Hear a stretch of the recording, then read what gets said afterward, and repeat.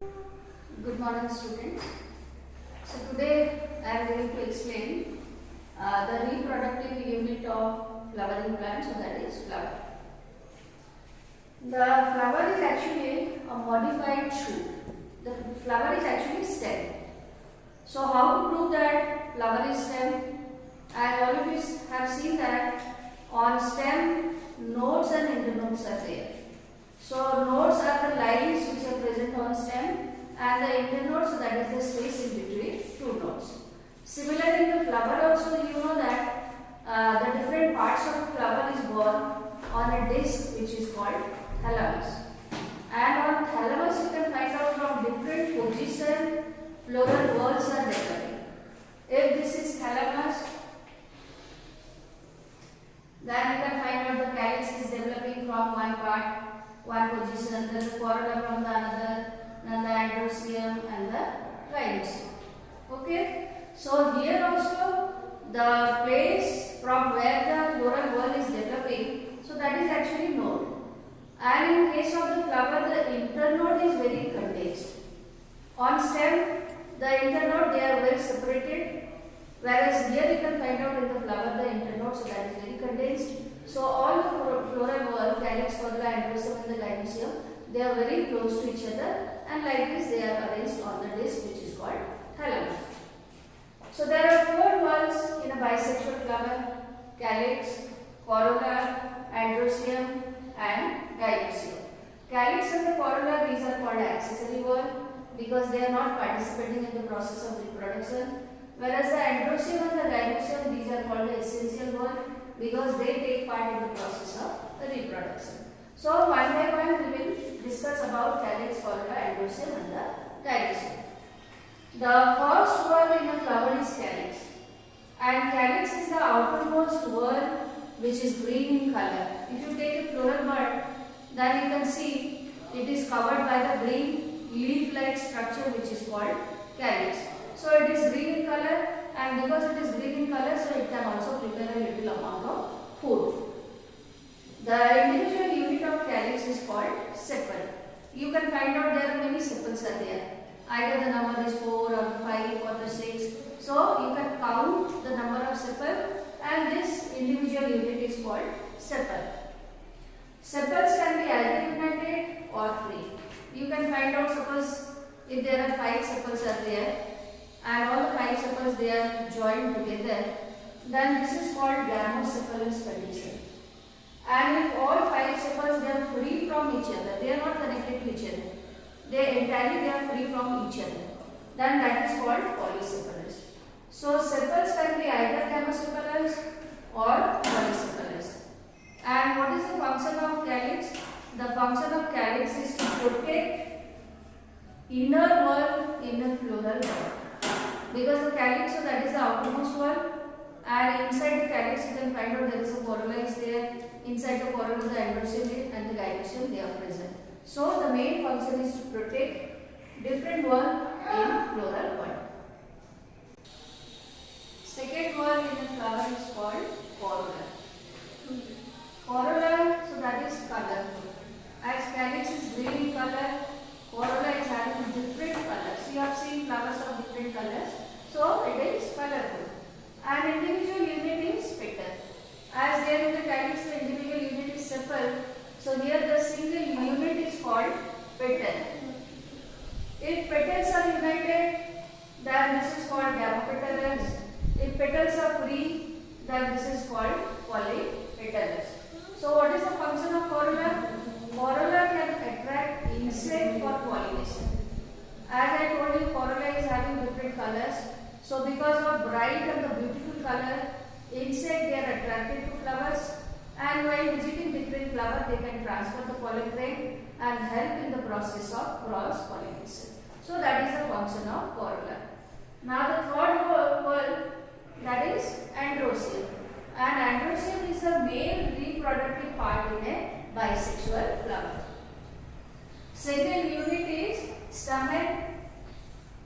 Stamen is having two parts. This lower part, that is called filament, and the upper part is called anther. In most of the flower you can find out the stamen is having two anther lobes, and and these two anther lobes, they are connected to each other with the help of the tissue which is called connective. Again, each anther lobe is divided into two chambers. So altogether how many chambers are there? 4 chambers are there. So here you see these 4 chambers, these are called pollen sac. And inside pollen sac you can find out sporogenous tissue is present. Sporogenous tissue by the process of meiosis divides to produce haploid pollen grains. So all these are the pollen grains. They are very minute and the microscopic structure, and these are the male gametes.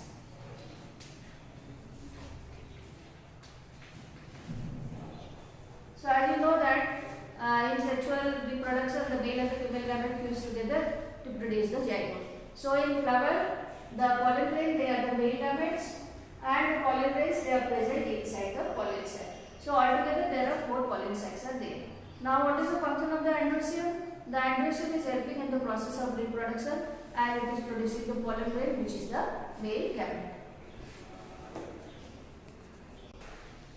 The last wall in a bisexual flower is gynoecium. Gynoecium is the female reproductive part, and single unit is called carpel or pistil.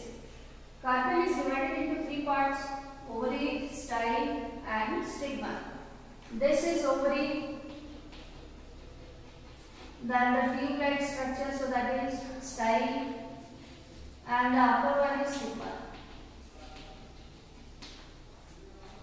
Inside ovary, ovules are present, and inside ovule you can find out female gamete of the egg cell, so that is present. The style, which is a tube-like structure, either it can be hollow or solid. In some of flowers you can find out it is hollow, and in some flower it is solid. The tip of style, so that is called stigma. Stigma is the landing platform for pollen grains. When pollen grains, they are transferred from stamen and fall on the carpel of the pistil, then where they will fall? They will fall on stigma. And in most of the flower, the stigma, that is bifid. You can find out there are 2 groups are there, and inside there is a hollow part is there, so that the pollen grain which can fall inside the hollow part, so that will not be easily carried by the wind or water. So these are 3 parts of carpel or pistil. So what is the function of gynoecium? Gynoecium is also producing the female gamete, and so it is taking part in the process of the reproduction. Then based on the position of calyx, corolla, endoecium and the gynoecium, the flowers can be divided into 3 types: hypogynous, perigynous and epigynous. I told you thalamus, that is a disc, and on the disc you can see calyx, corolla, endoecium, gynoecium, they are arranged at different positions. So a flower is said to be hypogynous if the gynoecium occupies the highest position. Here you see the diagram. This is carpel, this is ovary, style and the stigma. So this is the gynoecium. Gynoecium, the position you see, so that is superior, and all the remaining wall, that is stamen and the petal and the calyx, they are developing below the carpel. So the carpel, that is superior, and all these parts, they are inferior. This kind of the flower is called hypogynous flower. Perigynous means just in the middle portion of the thalamus. If this is thalamus, then you see from the center or from the middle portion of the thalamus, gynoecium is also developing, and the remaining 3 walls, calyx, corolla and the endoecium, these are also developing. So these kind of the flower is called perigynous. So next type of flower is epigynous.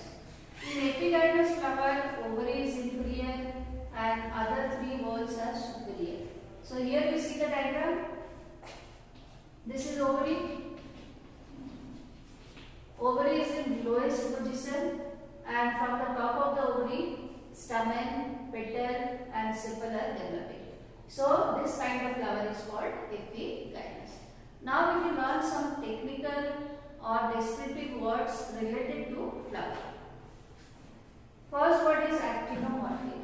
Actinomorphic means radial symmetry. Now you know bilateral symmetry and the radial symmetry.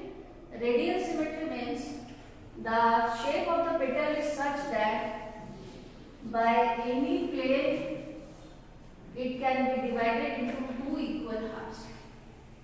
This kind of symmetry is called radial symmetry. Okay? And the bilateral symmetry means the shape of the petal is such that it can be divided into two equal halves only by one single plane. Just like human body. Our body can also be divided into two equal halves only from this line. If you are cutting your body by this line, this plane, then the body cannot be divided into two equal halves. So this kind of symmetry is called bilateral. Bi means two. The petal is divided into two equal halves only by one single plane. Then the next one is asymmetric. Asymmetric means the petal cannot be divided into two equal halves by any plane. So that means the petal is irregular in shape, so it cannot be divided into two equal halves. Such kind of flower are called asymmetric. Then bracteate means if bract is present. Now the question is, what is bract? Bract is a leaf-like structure, a small leaf-like structure which is present at the base of pedicel. The stalk of the flower is called pedicel. If at the base of the pedicel one small leaf-like structure is present, then that is called bract. And if bract is present, then the flower is called bracteate. And if there is no bract, then the flower is called ebracteate. What is staminode? Staminode means sterile stamen. You know that stamen consists of two parts. One is the filament, another is the anther. And inside the anther, pollen grains are developing. If no pollen grain is developing inside anther, then such kind of stamen is called staminode. Sterile and stamen. It cannot produce pollen grains. And epipetalous means stamen is attached to petal. In few flowers you can see that the filament or even the anther of the stamen, so that is connected to the petal. For example, in the Solanaceae family you can see there is epipetalous condition. So this is called epipetalous. Stamen is attached to petal. Next one is monadelphous. Mona means single. Stamens are united in one bundle. For example, suppose there are 10 stamens are there, and all the stamens they are united together. At the base you can find out all filaments they are united together, and at the tip you can count they are 10 in number. So that condition is called monadelphous. Di means two. So in didelphous you can find out, suppose there are 5 stamens are there, then maybe one stamen is in one bundle and the 4 stamens they are in another bundle. Or just like in the pea plant, there are 10 stamens are there, one stamen is in one bundle and the 9 stamen in another bundle. So that kind of arrangement is called didelphous. Then polydelphous means here you can find out the stamens they are arranged in many bundles. So poly means many. So that condition is called polydelphous. Then what is apocarpous? Apocarpous means when the carpels are free. For example, suppose there are 3 carpels are there, and all the 3 carpels they are free. Easily you can count the number is 3. Then this is called apocarpous. Syncarpous means the carpels are united. Just like in China rose. China rose there are actually 5 carpels are there, but all the 5 carpels they are united, and from outside you can see only one single style is there. One single style, one single ovary is there, but in China rose there are 5 stigma are there. And if you cut ovary, then there are 5 chambers are there. So either carpels can be free or it is united. And if it is united, we call it as syncarpous. Then what is a complete flower? In a complete flower, 4 whorls are present. Calyx, corca, androecium and the gynecium are present. If any one of the whorl is absent, then the flower is said to be incomplete. Then hermaphrodite means bisexual flower. Both the androecium and the gynecium both are present in the same flower. If only one, either androecium is present in the flower or gynecium is present, then the flower is called unisexual.